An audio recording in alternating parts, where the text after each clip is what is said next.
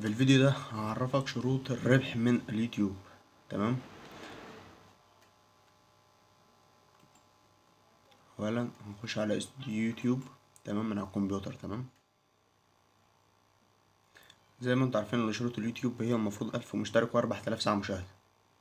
بس التحديث الجديد اللي نزل في اليوتيوب ده عمل لك خانة جديدة، وهي اللي بتقولك في 10 مليون مشاهدة لازم أن يتعملوا.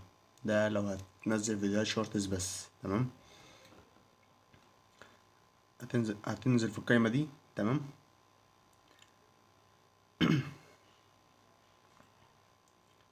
هنزل تحت وهنعمل على علامة تحقيق الربح.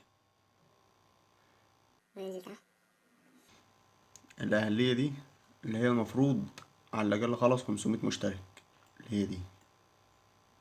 تمام، واحنا عندنا كام؟ 40 مشترك. تمام، وهنا بيقولك عدد الساعات 7 ساعات اللي موجودين على الصفحة حاليا من أصل 3000. تمام، وهنا عندك بيقولك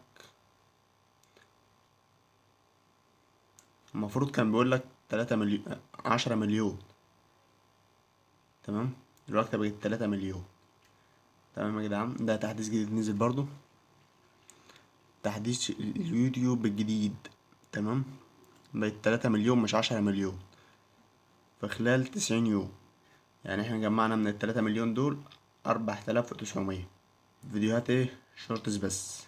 تمام يا جدعان، ففيديوهات الشورتس برضو بتجيب تفاعل عالي، وان شاء الله باذن الله في فيديو تاني هعرفكم الطريقة. تمام يا جدعان، يعني هنا جمعنا 40 مشترك من اصل 1000. ماشي، جمعنا 7 ساعات من اصل 4000، جمعنا 4900 مشاهدة من أصل 10 مليون.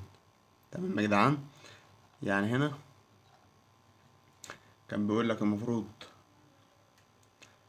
الحد الأدنى 500.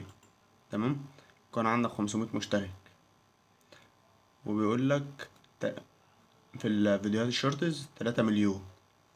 تمام، وهنا بيقولك 1000، وهنا بيقولك 4000 ساعة، وهنا بيقولك 10 مليون مشاهدة. تمام يا جدعان، ف لازم الاستمرارية يا جدعان في نشر الفيديوهات عشان خاطر تعرفوا تحققوا الأرباح دي. تمام يا جدعان، وكده أنا عرفتكم ازاي تعرفوا تحققوا أرباح اليوتيوب. وبس كده يا جدعان، الفيديو يكون خلص، وهنديكم ملخص بسيط عن الفيديو اللي جاي.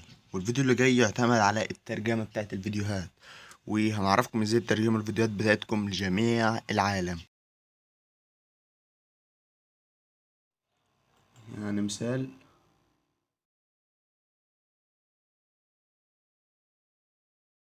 يعني الترجمة يا جدعان.